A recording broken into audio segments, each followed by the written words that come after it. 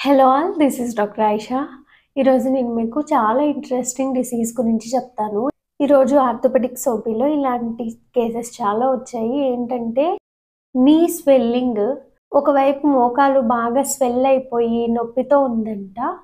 So ఇలా ఉండి వాళ్ళు ఏ పని చేసుకోలేకపోతున్నారు అని హాస్పిటల్కి వచ్చి కంప్లైంట్ చేసినప్పుడు వీడియోలో చూస్తున్నట్టుగా ఈరోజు మేము అది ఆస్పిరేట్ చేసి ఇంకా టెస్ట్‌లకు పంపించాము. దీనికి చాలా రీజన్స్ ఉండొచ్చు. యాక్చువల్లీ దీనికి కారణాలేంటి, ఎలా వస్తుంది అంటే, మన కాలి దగ్గర 2 బోన్స్‌కి మధ్యలో పట్టెల్లా ఉంటుంది కదా! ఇక్కడ ఇది రాపిడి ఎక్కువగా జరిగి అరిగిపోకుండా మనకు న్యాచురల్‌గానే సైనోవియల్ ఫ్లూయిడ్ అని ఒక ఫ్లూయిడ్ ఉంటుంది. ఇది రాపిడిని తగ్గిస్తుందనమాట. ఒకవేళ ఏదైనా ఇన్ఫెక్షన్ వల్ల ఇది ఓవర్ ప్రొడ్యూస్ అయిపోతుంది. ఇలా ఓవర్‌గా ప్రొడ్యూస్ అయిపోయినప్పుడు అలా మోకాలికి స్వెల్లింగ్ అవి ఎక్కువగా వచ్చే అవకాశం ఉంటుంది. ఇందులో మెయిన్ కొన్ని రీజన్స్ ఏంటంటే ఆర్థరైటిస్. చాలామంది వినే ఉంటారు. ఏజ్ రిలేటెడ్‌గా కూడా ఇలాంటి నొప్పి ఆర్థరైటిస్ వస్తూ ఉంటుంది.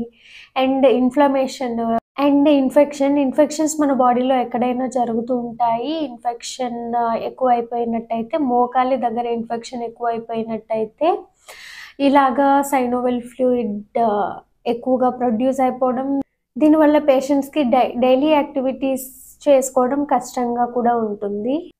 ఇంకొక కామన్ మెయిన్ రీజన్ ఏంటి అంటే ఓవర్ యూజ్ అనమాట. మన కాళ్ళని ఎక్కువగా యూజ్ చేసేసినప్పుడు కొంతమంది ఆహ్, లేబర్స్ కావచ్చు, లేదంటే అగ్రికల్చర్ పని అంటే వ్యవసాయం చేసేవాళ్ళు కావచ్చు, ఇలాంటి వాళ్ళు ఎక్కువగా దూరం నడవటం, ఇలాంటి పనులు చేసేవాళ్ళు ఎక్కువగా చేయడం వల్ల కూడా ఇలా వచ్చే అవకాశం ఉంటుంది. అండ్ కీళ్ళవాతం ఇవి వినే ఉంటారు.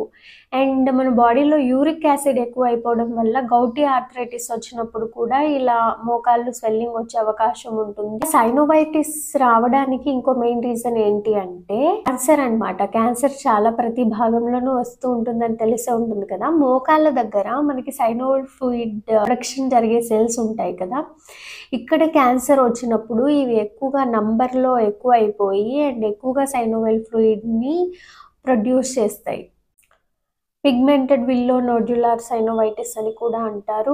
అండ్ వీడియోలో చూపిస్తున్న విధంగా మనం మోకాల్లో ఉన్న నీటిని బయటికి తీసి టెస్ట్‌లకు పంపించినప్పుడు నేను చెప్పాను కదా కొన్ని రీజన్స్, ఆర్థరైటిస్, గౌటీ ఆర్థరైటిస్ ఇవంతా రూల్ అవుట్ చేసి కూడా వీటిల్లో ఏది కాదు అని తేలినట్టయితే దాన్ని నాన్ స్పెసిఫిక్ సైనోవైటిస్ అనేసి అంటారనమాట.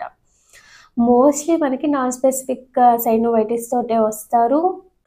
అండ్ ఇలాగ మనం నీరు తీసేసిన తర్వాత ఒక 3 వీక్స్ వరకు టైట్‌గా బ్యాండేజ్, చూపిస్తున్న విధంగా టైట్‌గా బ్యాండేజ్ చుట్టేసి అండ్ మూవ్‌మెంట్స్ రెస్ట్రిక్ట్ చేసి, అంటే ఎక్కువగా పని చేయకుండా, ఎక్కువగా యూజ్ చేయకుండా కొంతకాలం రెస్ట్ ఇవ్వాలి. అండ్ దాంతో పాటు ట్రీట్మెంట్ తీసుకున్నట్టయితే తగ్గే అవకాశం ఉంటుంది సైనోవైటిస్.